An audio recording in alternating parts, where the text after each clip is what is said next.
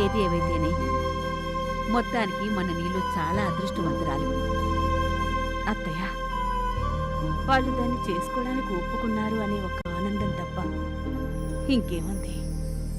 దాని ఎదురుగా బయటపడితే ఒప్పుకోదేమో అన్న భయంతో నా నోరు నొక్కేసుకున్నానే గాని, లేకపోతే శాశ్వతంగా పుట్టింటితో తెగతింపులు చేసుకోవాలి అని వాళ్ళు కోరడం, మనం ఒప్పుకోక తప్పని దుస్థితి దాపురించడం, ఇది ఒక అదృష్టమేనంటారా? అమ్మా, నీ బాధ నేను అర్థం చేసుకోగలను. కానీ ఇప్పుడు మనం కాదంటే ఏమవుతుంది? ఈ పెళ్ళి ఆగిపోతుంది. మధు, అందుకేనమ్మా చెప్పేది. దాని పెళ్లిని మనం చూడలేకపోతేనే పెళ్లి కూతురుగా నీలోని కళ్ళారా చూసుకోవచ్చు. కళ్యాణ తిలకాన్ని తిప్పి మన చేత్తో మనమే పెళ్లికి సాగనప్పనివచ్చు. ఇది మాత్రం అదృష్టం కాదమ్మా. మధు, అబ్బా ఊరుకోండి.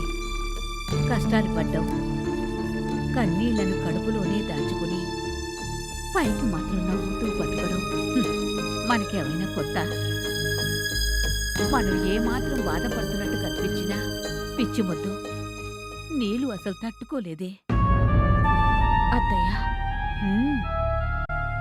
ఇప్పుడు మనం ఆలోచించాల్సింది పెళ్లికి వాళ్ళు పెట్టిన కండిషన్స్ గురించి కాదు, పిల్లకి మనం పెట్టాల్సిన నగల గురించే.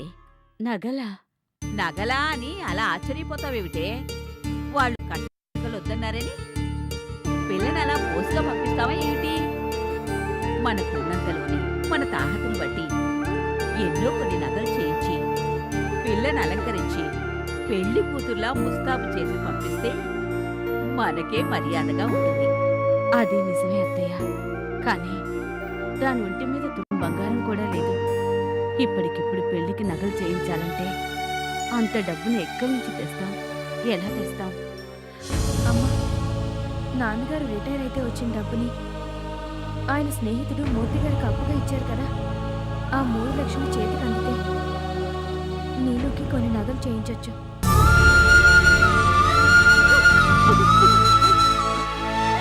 సుశీల, ఊరుకోవే.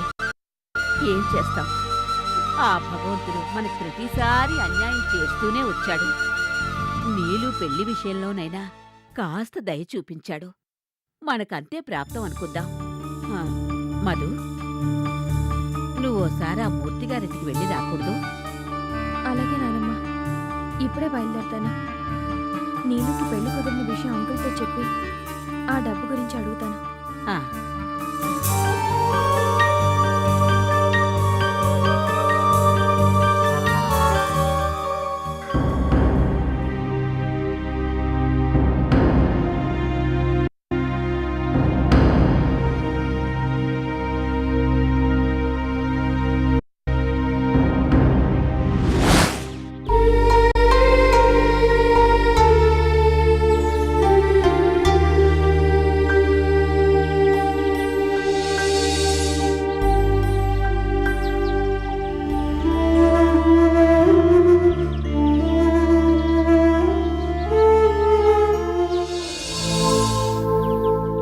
Uncle, uncle!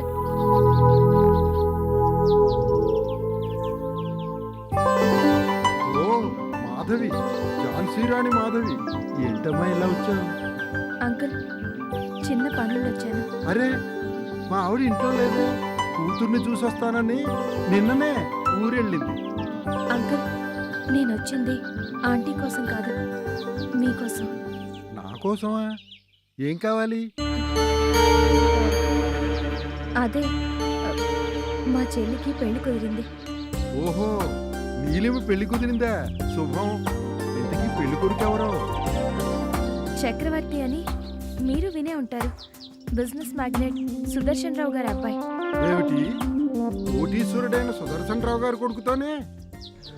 అందుకే అంకుల్, వాళ్ళు కట్టకానుకలు ఏమీ వద్దంటున్నా ఆడపిల్లని బోసిగా పంపించలేం కదా. అవునవును, ఇక బూసిగా ఎలా పంపిస్తాం? ఉన్నంతలోనే నగో నట్రో పెట్టి పంపించాలి కదా. అవును అంకుల్, ఓహో, మధ్య మా అమ్మాయి పెళ్లి చేశాం కదా, ఆ ఆవిడైతే నగల సెలక్షన్ బాగా చేస్తుంది కదా అని దానికోసం వచ్చావా? మరి నా కోసం వచ్చానంటావేంటి? అంకుల్, నేను వచ్చింది మీకోసమే. మీ అమ్మాయి పెళ్లి కోసం మా నాన్నగారు మీకు ఇచ్చిన 3 లక్షలు తిరిగిస్తే. ఏ 3 లక్షలు? అదే అంకుల్, ఆ రోజు మీరు మా ఇంటికి వచ్చి మీ అమ్మాయి పెళ్లికి సమయానికి డబ్బు సర్దుబాటు కాలేదు, ఎలా అయినా హెల్ప్ చేయమని అడిగితే ఆ రోజు చేతికి వచ్చిన రిటైర్మెంట్ డబ్బు 3 లక్షల్ని మా నాన్నగారు మీకు ఇచ్చారే, ఆ డబ్బు తిరిగిస్తే. ఏంటేంటి, నేను మీ ఇంటికి వచ్చానా? నా కూతురు పెళ్లి చేయలేకపోతున్నాను, ఎలాగైనా హెల్ప్ చేయండి అని ముష్టెత్తుకున్నానా? మీ నాన్న తన రిటైర్మెంట్ డబ్బు 3 లక్షలు పట్టుకొచ్చి ఉన్న పొలంగా నా చేతుల్లో పెట్టాడా? అదే బాగా అల్లుతున్నావే కట్టు కథ. అంకుల్, ఏంటి మీరనేది?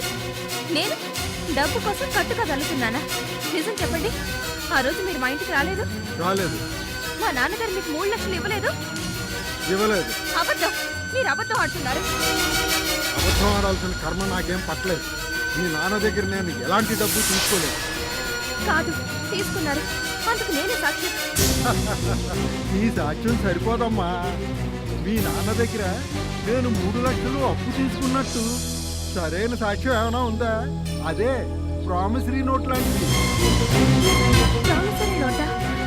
ఆ రోజు నోటి మాట మీదే కదా డబ్బు ఇచ్చారు. ఇచ్చారు అంటే సరిపోదమ్మా. నోటి మాట కాదు, నోటు.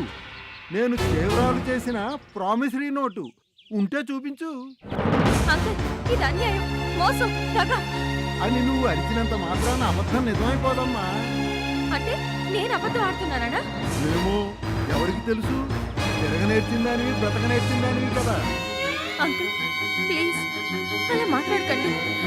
మీరు మా నాన్నగారితో పాటే అదే స్కూల్లో పనిచేసిన వాళ్ళు, స్నేహితులు కదా అని నమ్మి నోటి మాట మీద 3 లక్షలు ఇస్తే ఇప్పుడు కాదండో అన్యాయం. ఏయ్, చెప్తే నీకు కాదు, నా చెవుల్లో పూలేం లేవు. నువ్వు చెప్పే కట్టుకథలన్నీ వినడానికి. డబ్బు లేదు, గిప్పు లేదు. వెళ్ళు. ఛీ! అసలు మీరు మర్చేనా? మీ కూతురు పెళ్లి కోసం డబ్బు తీసుకుని ఇప్పుడు అడిగితే లేదంటారా? అవును అంటాను. ఏం చేస్తావు? తోటికెత్తుతావా? నీకు అలవాటేగా, ఎక్కువ. కానీ అక్కడ కూడా సాక్ష్యమే కావాలంటారు. అప్పిచ్చిన మనిషి అయినా రావాలి, రాసిచ్చిన నోటు కాగితమైనా చూపించాలి. ఈ 2 లేవనుకో, ఉడుపు తిరిగి దండం పెట్టాలి. అంకుల్, ఛీ! నోటి మాట మీద మీకు సహాయం చేసిన మా నాన్నగారు బ్రతికలేరనే కదా మీ ధైర్యం. ఆఫ్టర్ ఆల్ 3 లక్షల కోసం ఇంత నీచానికి పాల్పడతారా? డబ్బు తీసుకుని ఎక్కువ చూస్తారా? చూస్తారా కాదు, చూస్తున్నాను. ఏం చేస్తావు? ఏమీ చేయలేవు. అందుకని అనవసరంగా గొడవ చేయక మర్యాదగా ఇక్కడి నుంచి వెళ్ళి, లేదనుకో పోలీసుల్ని పిలవాల్సి ఉంటుంది. పోలీసులు పిలుస్తారా? ఛీ! ఇలాంటి స్వార్థపరుణ్ణి, అవకాశవాదిని, డబ్బుల్బాజీని అంకుల్ అని పిలవడానికే రోతగా ఉంది. ఏయ్, ఎంత పొగరే నీకు! నోరు మీర కుక్క. ఛీ! కుక్కకైనా పెట్టిన చేతిని కరవకూడదు అనే విశ్వాసం ఉంటుంది. నీలాంటి దుర్మార్గుడు కుక్క కన్నా నికృష్టుడు, నీచుడు, చండాలుడు. ఒక ఆడపిల్ల పెళ్లి కోసం దాచిపెట్టిన డబ్బుతో నీ కూతురు పెళ్లి చేసి అత్తవారింటికి సాగనంటాడు. ఇప్పుడు అడిగితే కాదంటూ కారు కూతురు కూర్చున్నావు కదా. గుర్తుంచుకో, మా నాన్నగారు నీకు ఇచ్చిన డబ్బుకి పత్రాలు, సాక్ష్యాలు లేకపోవచ్చు, కానీ పైన భగవంతుడు అనేవాడున్నాడు. ఇంతకింత వడ్డీతో సహా నీ పాపానికి పద్దు రాసే ఉంచుతాడు. ఇప్పుడు తప్పించుకున్నా అప్పుడు మాత్రం శిక్షను అనుభవించక తప్పదు. తప్పకుండా అనుభవిస్తావు, ఇంతకింత తప్పకుండా అనుభవిస్తావు.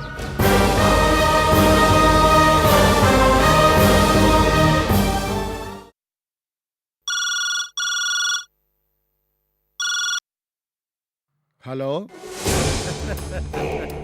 నేను దుర్గాప్రసాద్. ఓ దుర్గాప్రసాద్ గారు మీరా? నేనే. ఏంటి మీ కొడుకు పెళ్లి కుదిరిందటగా? అవునండి, ఇవాళ రేపు నేనే మీ ఇంటికి స్వయంగా వచ్చి శుభలేఖ ఇచ్చి పెళ్లికి ఆహ్వానిద్దాం అనుకుంటున్నాను. పెళ్లి? నీ కొడుకు పెళ్లి చేసుకోపోయేది ఎవరినో తెలుసా సుదర్శన్ రావు? బజారిది అని ముద్రపడిన ఆ మాధవి చెల్లెలు నీలమని. తెలుసు, అన్నీ తెలిసే నా కొడుకు ఇష్టపడ్డ ఆ పిల్లనే మా ఇంటి కోడలుగా తెచ్చుకుంటున్నాను. సుదర్శన్ రావు, నీకేమైనా మతిపోయిందా? పోయి ఆ మాధవ్ చెల్లి, ఆ? అది కూడా తెలిసి సిగ్గనిపించడంలా? అలాంటి కుటుంబంలో పుట్టిన పిల్ల నీ ఇంటికి కోడలైతే ఎంత అప్రతిష్ట, ఎంత అవమానం. అసలు మన సర్కిల్స్లో నీకంటూ విలువ ఉంటుందా? మాట్లాడవే. ఏపీ, చెప్పాను కదా, నా కొడుకు ఇష్టపడ్డాడు, ఈ పెళ్లికి నేను ఒప్పుకున్నాను. That's all. బుద్ధి లేకుండా మాట్లాడు సుదర్శన్ రావు. కుర్రాళ్ళు సవాలక్ష తప్పులు చేస్తారు, వాటన్నిటికీ గుడ్డిగా తలూపుతావా? ఏపీ, నా కొడుకు నీ కొడుకులాగా ఎలాంటి దరిద్ర పనులు చేయలేదు, ఏ అమ్మాయిని మోసగించలేదు. ఇష్టపడ్డ పిల్లని పెళ్లి చేసుకుంటాను అన్నాడు. నీలి మా అమ్మాయి కూడా మంచి పిల్ల, ఆ పిల్ల కుటుంబంతో మాకు సంబంధం లేదు. కొడుకు కోరికను కాదనేంత కర్కోటకుని కాదు కాబట్టి పెళ్లి నిశ్చయించాను. శుభలేఖలు కూడా పంచిపెడుతున్నాను. ఓకే, కోరి నువ్వు బజార్దాని చెల్లెల్ని కోడలుగా తెచ్చుకుంటానంటే అది నీ కర్మ. ఎవరు బజారు వాళ్ళు, ఎవరు నీతి మంతులో నాకు కూడా తెలుసు. ఉచిత సలహాలు ఇచ్చినందుకు థ్యాంక్స్. ఎవరితో అండి అంత గట్టిగా మాట్లాడుతున్నారు? ఎవరా? ఆయనే, దుర్గాప్రసాద్. ఏమంటాడు? ఏమంటాడా? ఆ మాధవి బరి తెగించి రోడ్డుకెక్కింది, అలాంటి దాని చెల్లెల్ని నీ కొడుకు చేసుకుంటే నీ ఇంటి పరువు పోతుంది అంటూ ఉచిత సలహాలు ఇస్తున్నాడు. ఆ మాధవిని మోసం చేసింది ఆయన గారి సుపుత్రుడేగా. గురువింద గింజలాగా తగుదునమ్మా అని సలహాలు ఇస్తున్నాడా? సలహాలు వాసు, ఎవరేమనుకుంటే మనకెందుకు చెప్పు? మనకున్నది ఒక్కగానొక్క. వాడు కోరుకున్న పెళ్లితో పెళ్లి జరిపిస్తేనే వాడికి ఆనందం, మనకి తృప్తి. అవునండి, ఎందుకైనా మంచిదని కండిషన్ పేరుతో రాకపోకలన్నీ ముందే కట్ చేశాం కదా. ఇక నీలిమమ్మ మన ఇంటి కోడలు అయిపోతే పుట్టింటితో ఎలాంటి సంబంధం ఉండదు. మొదట్లో కాస్త బాధ అనిపించినా ఆ తర్వాత మనతో తప్పకుండా కలిసిపోతుంది. కరెక్ట్. అప్పుడు ఉచిత సలహాలు ఇచ్చేవాళ్ళు ఉండరు, ఆక్షేపించేవాళ్ళు అసలు ఉండరు.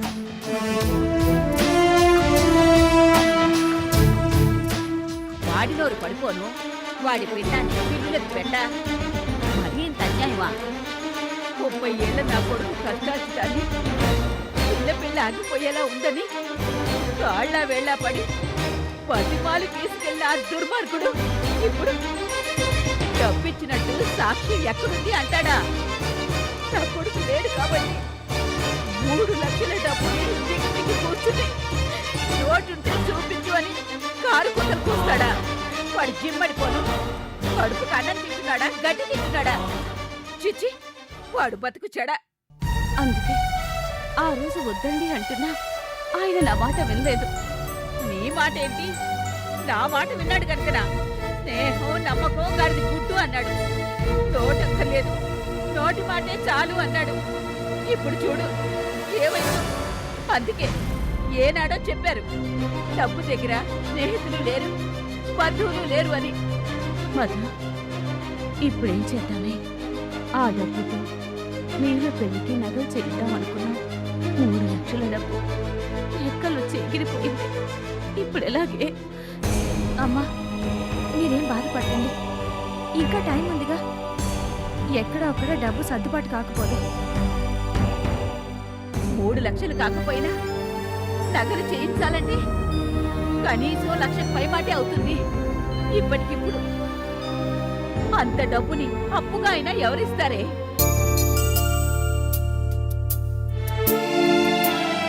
మాధవి, సార్, మీరు మా ఇంటికి రండి. కూర్చోండి సార్. బాగున్నావమ్మా? లక్ష్మి నాకు అంతా చెప్పింది. అందుకే నీ పేరు మీద పర్సనల్ లోన్ 1 లక్ష రూపాయలు శాంక్షన్ చేశాను.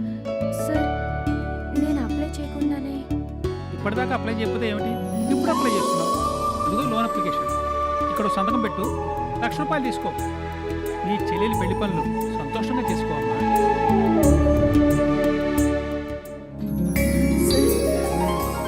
అవసరానికి ఆదుకున్న వాళ్లే అయినవాడు. లక్ష్మి గనక నాకు చెప్పకపోతే నీ ఇంటి పరిస్థితి నాకు తెలిసేదే కాదు. లక్ష్మి, ఏంటి ఇప్పుడు థ్యాంక్స్ చెప్తావా? నువ్వెంత మంచిదానివి, నీ మేలు జన్మలో మర్చిపోలేను అంటూ భారీ డైలాగులు కొట్టాలా? అదే వద్దు. ఇది నా డబ్బు కాదు, ఆఫీసర్ గారి డబ్బు కూడా కాదు, కంపెనీ డబ్బు. ఫ్రీగా ఇవ్వడం లేదు, అప్పుగా ఇస్తున్నారు. నెల నెల జీతంలో కట్ చేస్తారు. అప్పుగా అయినా అడగకుండా ఇచ్చేవాళ్ళు ఈ కాలంలో ఎవరున్నారు? లక్ష్మి, ఆ రోజు మా మాధవికి నువ్వే దగ్గరుండి శ్రీమంతం జరిపించావు. ఇవాళ మా నీలము పెళ్లికి అడగకుండానే ఇలా. ఆంటీ, మధు మీ కూతురైతే నాకు స్నేహితురాలు. నా స్నేహితురాలి చెల్లెలి పెళ్లికి నేను ఈ మాత్రం సహాయపడకూడదా? అమ్మా మాధవి, ఒకే చోట కలిసి పనిచేస్తున్నప్పుడు కష్ట సుఖాలను కలిసే పంచుకోవాలి. అప్పుడే కొలీగ్స్ అనే మాటకి అర్థం ఉంటుంది. ముందు సంతకం పెట్టమ్మా.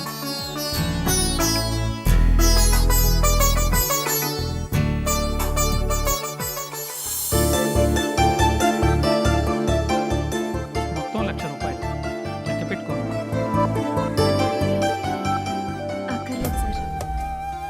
అడగందే అమ్మైనా పెట్టదు అంటారు, కోరందే ఏ దేవుడు వరాన్ని ఇవ్వడు అంటారు. అలాంటిది మీరు మా ఇంటికి వచ్చి నో ఫార్మాలిటీస్ ప్లీజ్. లక్ష్మి, ఆఫీస్కి టైం అవుతుంది, బయలుదేరదామా? Okay sir. వెళ్ళొస్తామండి. మంచిది బాబు. వెళ్ళొస్తాను మాధవి, అలాగే సార్. జాగ్రత్త. ఉంటాను మాధవి, నీ ఆరోగ్యం జాగ్రత్త. ఆంటీ, వెళ్ళొస్తాను. అలాగేనమ్మా.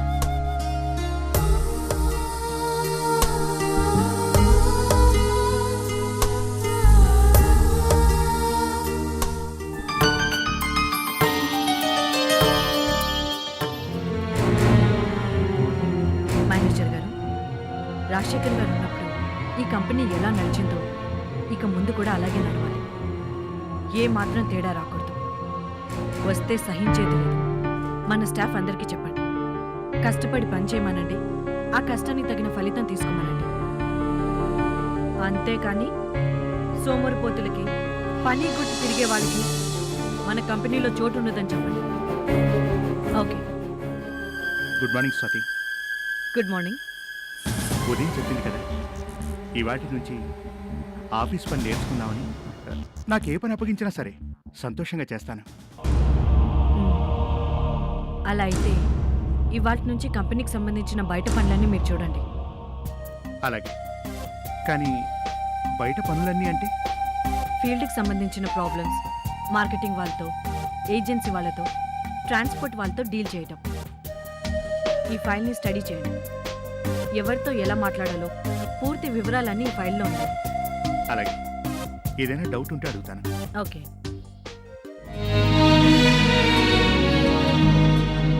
స్వాతి, ఇంతకుముందు ఎప్పుడైనా నేను తెలుసో తెలియకో నేను హర్ట్ చేసి ఉంటే ఐఎమ్ సారీ. అదేం లేదు అంటే నీకు నా మీద కోపమే లేదు కదా? సురేంద్ర, అలాంటిదేం లేదని చెప్తున్నాను కదా. అమ్మయ్య, ఇప్పుడు నా మనసు కుదుట పడింది. స్వాతి, ఇక చూసుకో, ఈ ఫైల్ మొత్తం చదివి మ్యాటర్ మొత్తం బుర్రకెక్కించుకొని ఎలా పనిచేస్తానో చూడు. Okay, all the best. Thank you.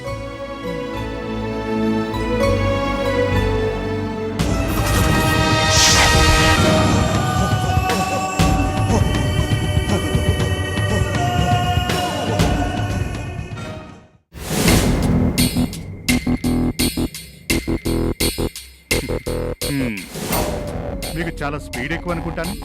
అంతే స్పీడ్గా ఏ పనైనా కావాలనుకుంటున్నా. అవునన్నారు వాళ్ళకే. అయినా వాళ్ళందరినీ వదిలేసుకుని వెళ్తే అప్పుడు తెలుస్తుంది ఆ బాధ అంటే ఏంటో.